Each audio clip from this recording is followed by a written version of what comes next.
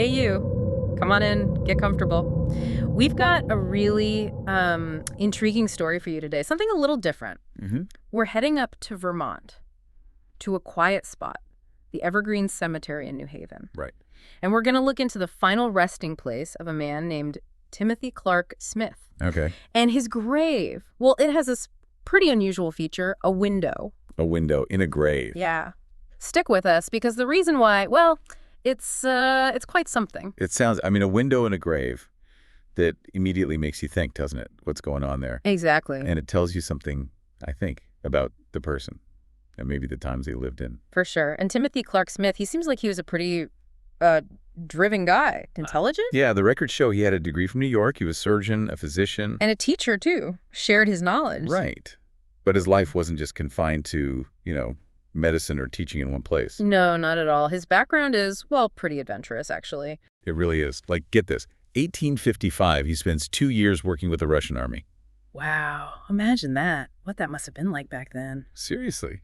And then later, he worked for the U.S. government, traveled the world, apparently. So a man who saw a lot, did a lot, lived quite a full life before he died at, what, 64? That's right, 64. But despite all of that, all the experiences, the knowledge, he was apparently gripped by this one particular fear.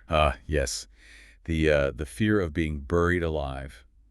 Taphophobia. Which sounds maybe a bit strange to us now, but back then... Oh, it was a much more, a more understandable fear, let's say. Right, because figuring out if someone was really dead wasn't always so clear-cut. Exactly. Medical science wasn't what it is today.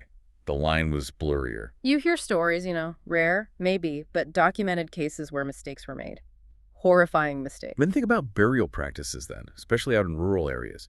Embalming wasn't common until after the Civil War, really. So burials could happen quite quickly. Very quickly sometimes. And how do they check? Maybe feel for a pulse. Hold a mirror up to the mouth. Yeah, see if it fogged up. But neither of those is foolproof, is it? If someone's in a deep coma or breathing's very shallow. It could be missed. Easily. Which brings us right back to Timothy Smith and his solution. Yeah, his unique approach to his final resting place. Definitely not your average grave. No, far from it. It was designed as this concrete-lined chamber, 6 feet down. Okay. And the key part, directly over where his face would be, they installed a pane of glass, a window. Just looking down at him. The idea being, well, if he wasn't actually dead, if he woke up, someone could look down and see signs of life. Wow. And that wasn't all, was it? The precautions didn't stop there. No, apparently not. Accounts mentioned a breathing tube. For air, just in case. Presumably, yeah. To provide some airflow down there. And also a bell. A bell? Yeah, supposedly placed in his hand, with a string leading up. So if he woke up... He could ring for help. That was the idea. It just shows the level of his fear, I think. The detail. It really does. And there are steps leading down to it, too. That's what's reported, yeah. Steps down towards the chamber. It's quite elaborate. And his wife, Catherine, she's buried there too, right? But differently. Yes, she's buried beneath him, actually. But her grave doesn't have any of these features. No window, no bell mentioned. Makes you wonder about their conversations, how she felt about it all. It does. A very personal, maybe even peculiar final request to accommodate. So what's it like now? Can you actually see anything through the window today? Well, from what people report, and you can find videos online, the glass is often covered in condensation. Ah, right. So it obscures the view mostly. Yeah, it seems like it. Though I saw one video where someone was actually trying to, wipe it clear. Oh, really? To get a look? Yeah, the curiosity is still there, obviously, after all this time. So when did he actually pass away? He died on Halloween, believe it or not. October 31st, 1856. He was 64. Halloween. Yeah. And the cause of death was reported as a heart attack. Happened at a lodging house in Moncton, Vermont. And his family. They took his fear seriously, didn't they? Oh, absolutely. It's a really significant detail. They waited 3 full weeks before burying him. 3 weeks? Wow. Yeah, just to be absolutely certain he wasn't going to wake up. Yeah. In that era, that's a long time to wait for burial. That really tells you how profound his anxiety must have been and how much they respected it. It really does. There's also a sort of side theory about the window. Oh, yeah. That maybe it wasn't just for him in case he woke up, but also for others, for the family to look down and confirm he was still, deceased. peace of mind for them, maybe. I could see that. Like a final check in the days after. Yeah, Makes sense. it's possible. And people still visit the grave now. Oh, yes. It's become something of a local landmark, you know. People leave things, Like what? coins, mostly. Small trinkets sometimes, left right there on the glass window, sort of acknowledging the story. A little connection to him, Yeah. that fear. Exactly.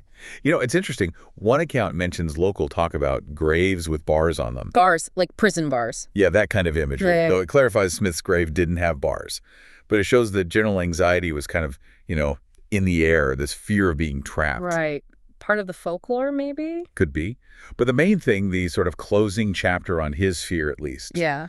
is that despite all the planning, the window, the bell, the tube, there's absolutely no indication his fear ever came true. The bell never rang. The bell never rang. And whenever anyone could see through the condensation, by all accounts, he was simply at rest. So in the end, the elaborate precautions were unnecessary. Seems that way, Hmm. which is probably a relief in a strange way. So Timothy Clark Smith, an accomplished man, physician, traveler, Lived a big life but haunted by this deep, deep fear of being buried alive. and came up with this unique, very tangible solution for his final resting place, that window. It really stands as this kind of powerful symbol, doesn't it, of that very specific, very human fear. Absolutely.